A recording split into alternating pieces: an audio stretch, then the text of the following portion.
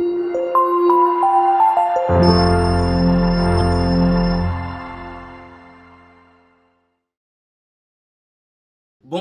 bonjour, bonjour, comment vous allez? Nous allons bien. Nous commençons aujourd'hui. On recommence, hein? Bonjour, bonsoir, bon après-midi, tout dépend de l'heure dans laquelle vous nous suivez, partout où vous êtes. Nous vous disons bienvenue dans ECOS, École de Serviteurs. Je suis le pasteur Danny et Chidi qui présente ce cours. Vous avez vu déjà écrit en bas, homilétique 2. Pourquoi 2? Parce que nous avons eu à voir homilétique 1. Dans le premier niveau, nous avons eu à développer sur la prédication, l'importance de la prédication et pourquoi nous devons prêcher. Alors ici, nous allons continuer dans ces cours, dans ce deuxième niveau, où nous allons parler de l'homilétique 2. Ici, nous allons vraiment mettre beaucoup d'accent sur les techniques, sur les principes et aussi montrer comment nous allons préparer notre prédication. C'est important de prêcher, mais comment préparer ta prédication? Alors, nous allons présenter les plans de ces cours. Nous commençons par le chapitre 1er. Le chapitre 1, nous allons parler sur le sermon. Dans le chapitre 1er, nous allons parler sur les types de sermons. Nous allons présenter différents types de sermons. Nous allons aussi parler sur les parties principales d'un sermon, quelles sont les parties qui divisent un sermon. Il y aura, à part le chapitre 1er, nous allons parler du chapitre 2. Le chapitre 2, nous parlerons sur le choix du texte et du thème. Nous allons parler sur le choix du texte. Et là, il y a deux phases. Premièrement, nous parlerons sur le deux préalables incontournables. Quels sont les préalables incontournables lorsqu'il faut choisir un thème ou choisir un texte? Deuxièmement, nous parlerons aussi d'autres moyens. Quels sont les différents autres moyens qu'un prédicateur peut utiliser pour choisir le thème ou le texte? Le chapitre 3, nous parlerons sur la prédication comme art, technique et l'œuvre du Saint-Esprit. Il est important de comprendre cela, c'est très important, que la prédication aussi est un art. D'un côté, le prédicateur, c'est un artiste. Et étant qu'artiste, comment il doit présenter cette prédication? Nous allons parler sur l'art de communiquer, c'est très important. Nous parlerons aussi de la prédication comme technique. Il s'agit de présenter les techniques, de présenter des principes qu'un prédicateur est censé comprendre pour présenter une bonne prédication. Nous parlerons aussi de la prédication comme l'œuvre du Saint-Esprit. Comment le Saint-Esprit, ou je dirais l'Esprit de Dieu, utilise notre prédication afin de gagner les âmes. Nous allons montrer aussi que notre prédication est aussi l'œuvre du Saint-Esprit. Nous parlerons de la parousie, la présence de Dieu dans notre prédication. C'est très important. Nous allons aussi parler de la préparation d'un sermon.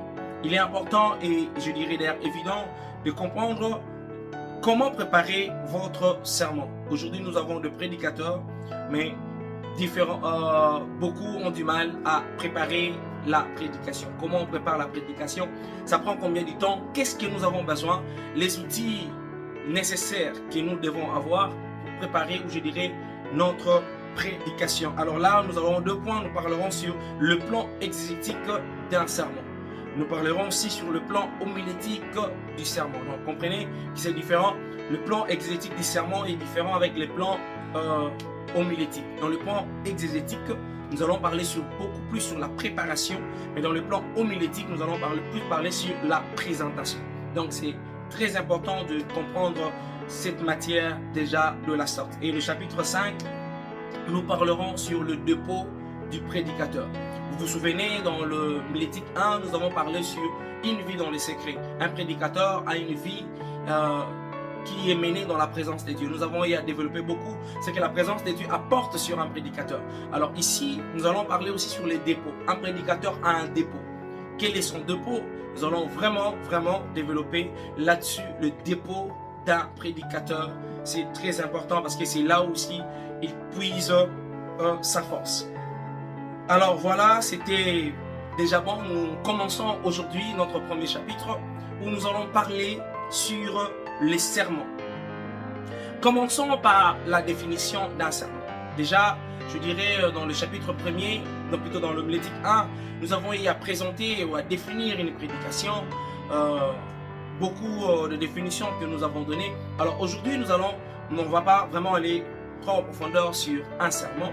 Nous allons juste présenter une définition. Bref, on dira qu'un sermon est une forme de discours sur une vérité adressée à un esprit populaire.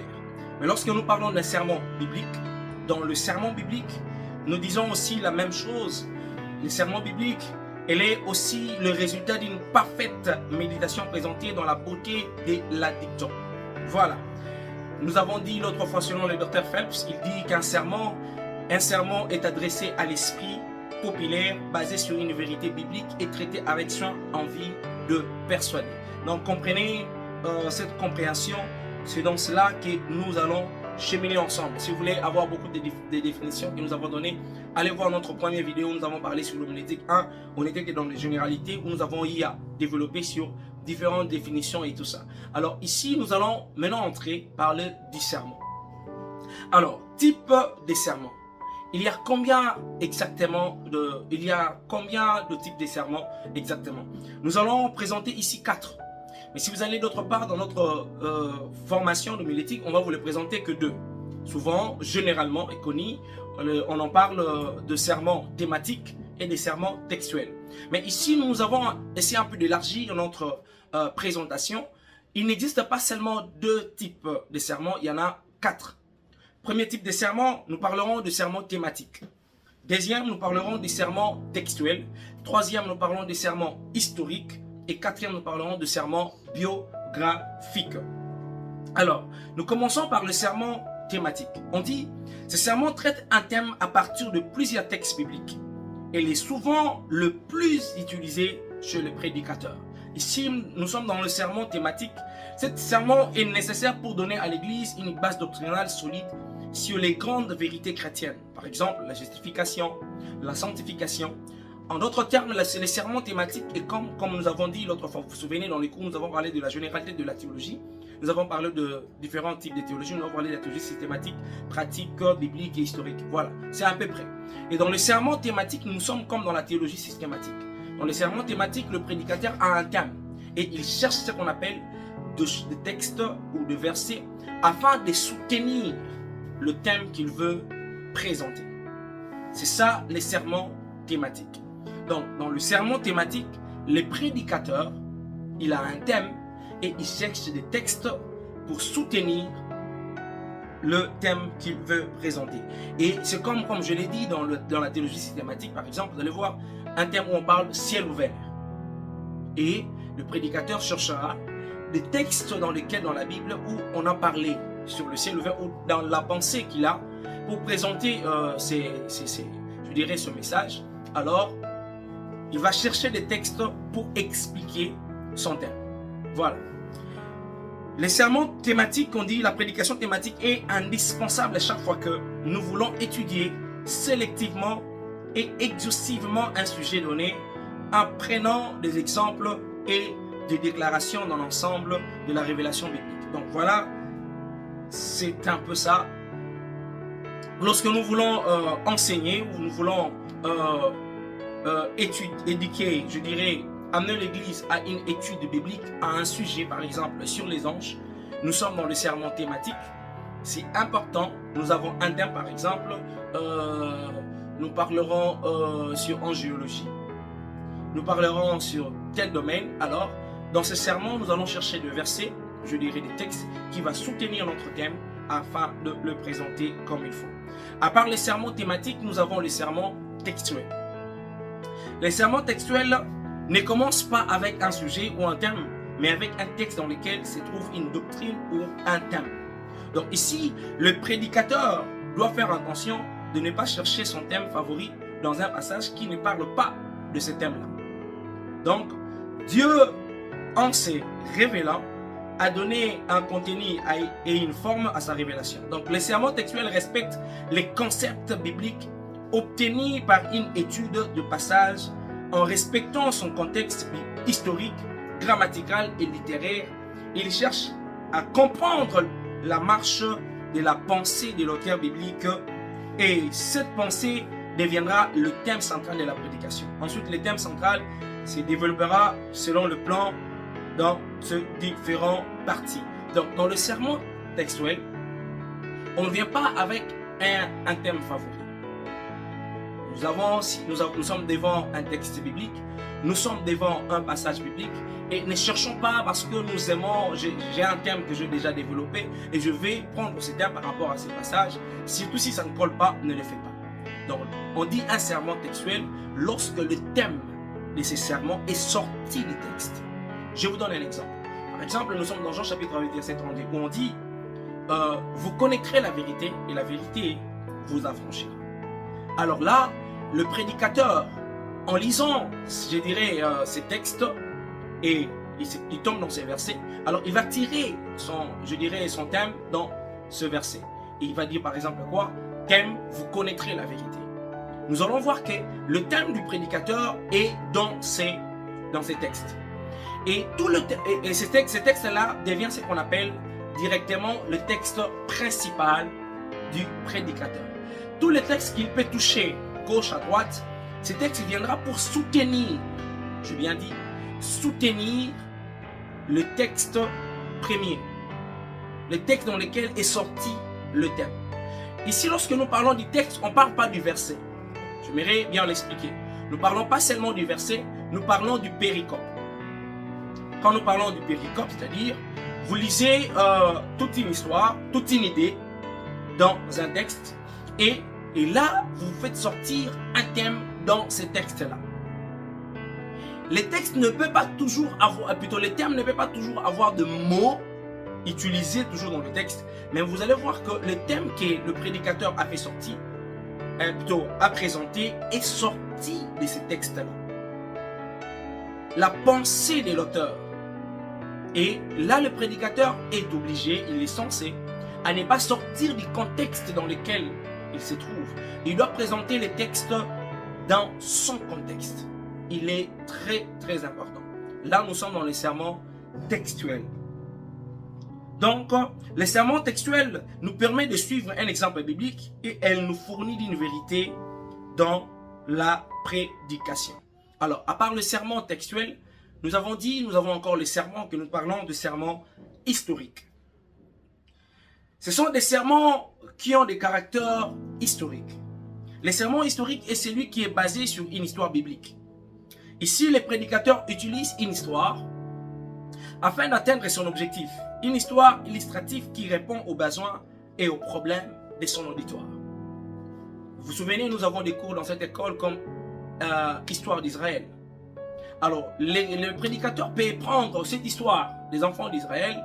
Vous allez voir dans une prédication, il y a des prédicateurs comme ça, dans une prédication, il peut vous rencontrer toute une histoire des enfants d'Israël. Ça, c'est très important et c'est bénéfique. Et là, non seulement vous rencontrez l'histoire, mais il tire des trésors qui est caché derrière cette histoire. Vous allez voir, il parle par exemple de l'histoire des enfants d'Israël dans le désert.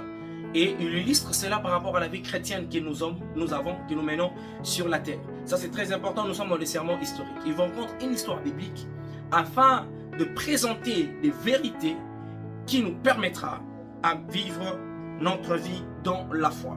À part les sermons historiques, nous avons les sermons biographiques. Comme son nom l'indique, dans les sermons biographiques, lui, il s'occupe plutôt de la biographie d'un personnage biblique auquel la vie du personnage sert à persuader ou à répondre aux besoins de l'auditoire. Ici, le prédicateur, il est en train de rencontrer l'histoire d'une personne afin de nous apporter une prédication par rapport à la vie de cet homme. Voilà, ici le prédicateur est en train de présenter son sermon à ses basants.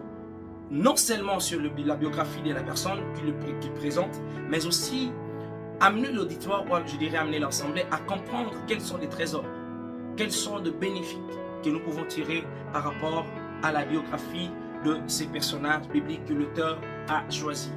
Voilà, c'était ça, les types de sermons. Nous en avons 4, nous l'avons présenté. Il est nécessaire, il est important de le comprendre ainsi.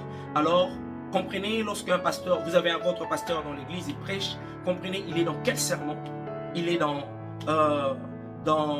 dans les sermons thématiques, textuels, biographiques ou historiques. C'est très important. Et en tant que prédicateur, vous devez comprendre, vous devez savoir, à chaque fois que vous présentez, vous préparez votre prédication, pose-vous déjà la première question, je suis dans quel sermon? Je suis dans les textuels, je suis dans les thématiques. C'est très important parce que quand tu es dans les textuels, tu vas aussi bien présenter. Nous en parlerons plus tard lorsque nous allons parler sur la préparation d'une prédication. Vous allez voir que c'est très important de comprendre déjà au préalable, je suis dans la présentation de quel type de sermon. Il est important. Alors voilà, c'était ça, notre première partie. Nous avons parlé de 4 types de sermons. Nous avons parlé des sermons thématiques, nous avons parlé des sermons textuels, nous avons parlé des sermons historiques et les sermons biographiques. Alors, c'était ça, tout petit peu. Que Dieu vous bénisse énormément. Nous allons encore revenir demain où nous parlerons sur le parti principal d'un sermon. Que Dieu vous bénisse.